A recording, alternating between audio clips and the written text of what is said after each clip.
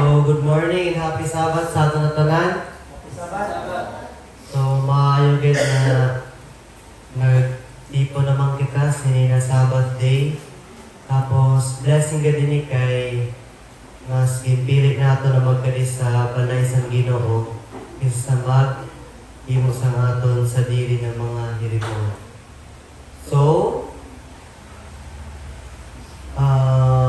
before kita mag-start sa akong promotional talk, before ko i-share na akong message, mag-pray pa rin kita. Our Father in heaven, may you please be with us, give us knowledge and wisdom and understanding as I share this message unto everyone.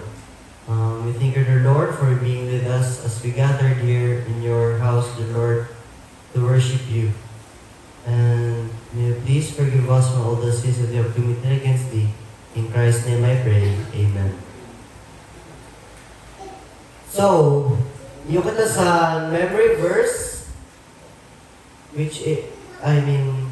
so ang aton, ang aton title sa aton promotional talk kay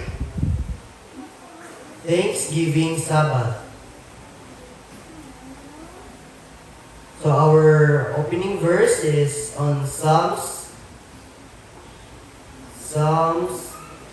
100 verse 4. Nakasabi ni Di, enter into His gates with thanksgiving and into His courts with praise. Be thankful unto Him and bless His name. Sa Tagalog, sabi, magsipasok kayo sa kaniyang mga pintuang daan na may pagpasalamat at ang kanyang mga looban na may pagpupuri. Magpasalamat kayo sa Kanya at purihin ang Kanyang pangalan. Ipinapaalala sa atin ng talatang ito na sa tuwing tayo ay pumupunta sa bahay ng Diyos, dapat tayong lumapit na may pusong puno ng pasasalamat. Hindi lamang dahil marami tayong natanggap na biyaya, kundi dahil karapat-dapat siyang purihin at pasalamatan sa kanyang kabutihan at pag-ibig. Kung isipin natin, ang ating buhay, napakarami na palang ipinagkaloob sa atin ng Diyos. Binigyan niya tayo ng panibagong umaga, kalusugan, lakas, pagkain, tahanan, pamilya at mga kaibigan. Kahit sa mga panahong dumaraan tayo sa problema o pagsubok, hindi niya tayo iniiwan. Patuloy niya tayong ginagabayan, pinapalakas at pinoprotektahan sa bawat araw. Higit sa lahat, ang pinakamahalagang regalo na ibinigay sa atin ng Diyos ay ang Kanyang anak na si Jesucristo. Dahil sa Kanyang pag-ibig at sakripisyo sa krus, mayroon tayong pag-asa na kaligtasan at buhay na walang hanggan. Ito ang pinakamalaking dahilan kung bakit dapat tayong naging magpasalamat. Ang tunay na pasasalamat ay hindi lamang nasasabi sa ating mga labi.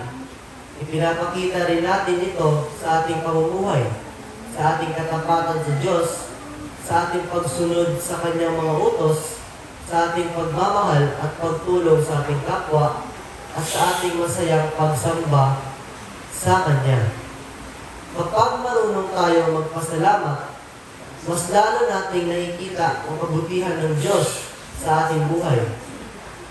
Habang nagpapatuloy ang ating pagsamba ngayong umaga, inaayahan ko kayo na bawat isa na isang tabi muna ang ating mga alalahanin at ituon ang ating isip at puso sa Panginoon. Awitan natin siya ng buong kagalakan, manalangin ng may pananampalataya, at makinig sa Kanyang salita na may bukas na puso. Naway ang Sabat na ito ay maging paalala sa ating lahat na ang bawat pagpaalala ay nagmumula sa Diyos. Patuloy tayong mamumuhay na may pusong mapagpasalamat at ibahagi rin natin ang Kanyang pag-ibig sa ating pamilya, mga kaibigan, at sa lahat ng ating makakasalamuha. Muli, maligayang Sabat sa ating lahat. Dalangin namin na pagpalain tayo ng ating Panginoon habang sama-sama tayong sumasamba sa Kanya. Amo lang po ito, ako, message for this Rosh Hashanah talk. Good morning everyone and happy Sabbath.